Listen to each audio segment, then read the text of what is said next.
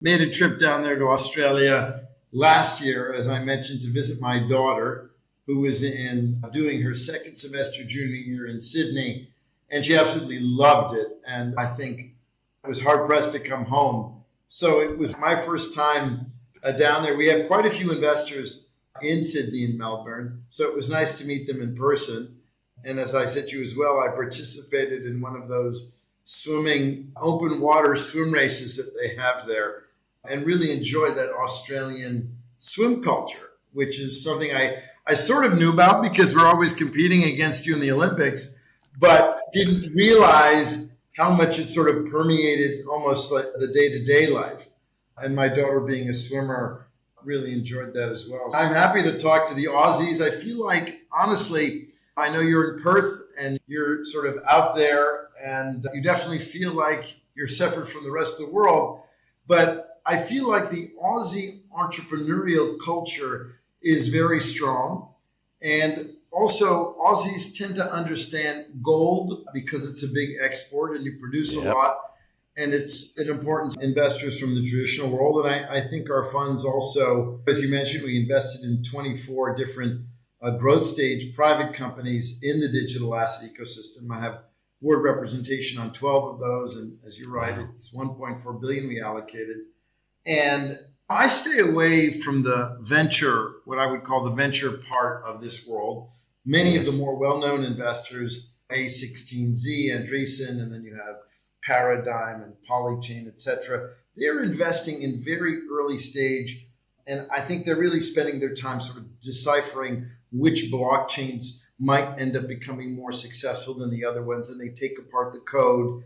And basically, that's very difficult for an average, I would say, civilian investor to understand. And I really break it down into simple terms and say, look, what we're going through right now is the digitization of money and value. So just if you think the internet was the digitization of information and ideas, made it easy for people to communicate.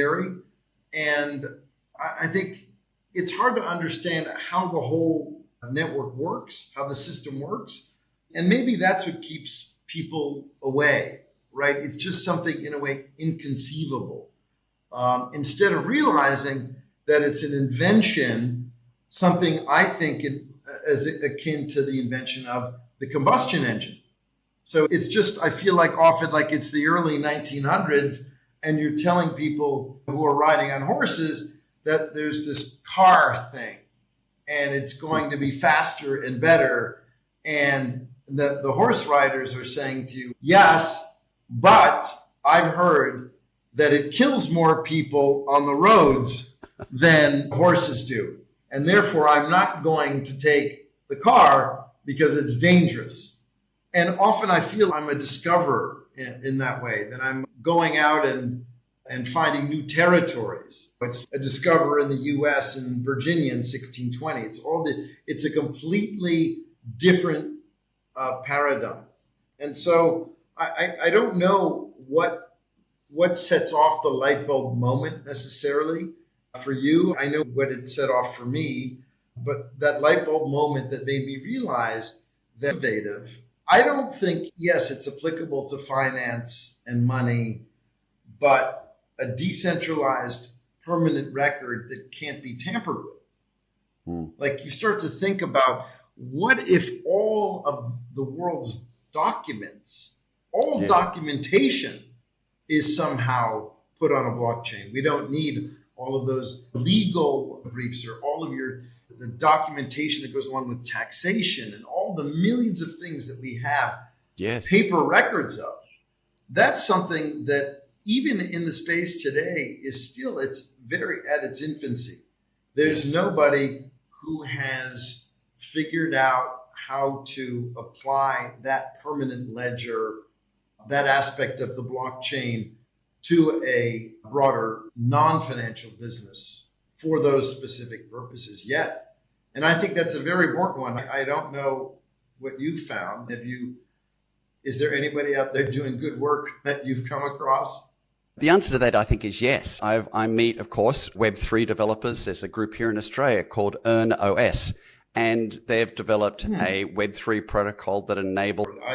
When I launched the funds or had the idea for it in the middle of 2019, the value in the total space was 300 billion. All the value of all the cryptocurrency and the value of all the equity in the space, it's 3 trillion today.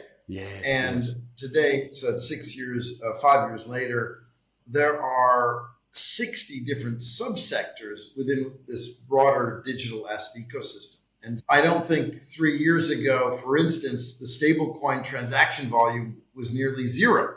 And today it's over $10 trillion. So how many things in our financial lives go from 0 to 10 trillion in now almost 4 years? Like, there's almost nothing. In 2017, there were no NFTs. There was no metaverse. It didn't exist. And now that space has actually undergone quite a correction, but had quite a boom in 21 and 22. And I think in non-fungible tokens, NFTs, they're not going anywhere. They're exploring. I think there are new things that people have been pushing their capital into. I think that's one of a little bit of the dangerous things, is that things can get very hot. It's on Robinhood.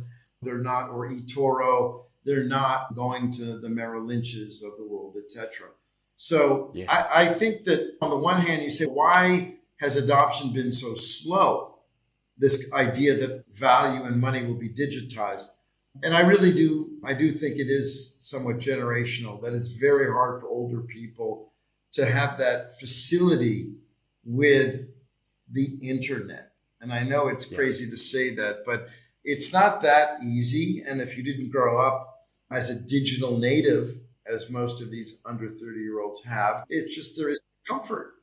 You're looking for somebody to trust. No, in our world, it's a trustless system. That's the beauty of it. Right? That's the beauty of Bitcoin, is that you don't need to have a counterparty, a centralized counterparty in the middle. I think, though, for the time being, the SEXs, the centralized exchanges, Coinbase and Kraken and Gemini, I think they continue to be gateways for the old world into this new world. But once they buy their Bitcoin, important reasons, and what really gets them to stand up and take attention, is that essentially over the last 10, 12 years, Bitcoin, but really the entire digital asset ecosystem, but I'll speak to Bitcoin specifically, has been the greatest returning asset investment of all time. And it's up over 200% annualized from 2010. And so what I then say is, the NASDAQ has been a fantastic investment, over the same time period. But the NASDAQ is down 99.9% against Bitcoin from 2010. Now, against Bitcoin. Well, they say, how is that? Bitcoin was a penny, and now it's $70,000. The NASDAQ is up, whatever it is, 8 times or whatever the number is. So people just don't realize that Bitcoin 10x from here. I think that's very realistic over the next sort of 5 to 10 years. So I look at it from that perspective. I have a financial portfolio. I want to perform well. How could you not have exposure in the space?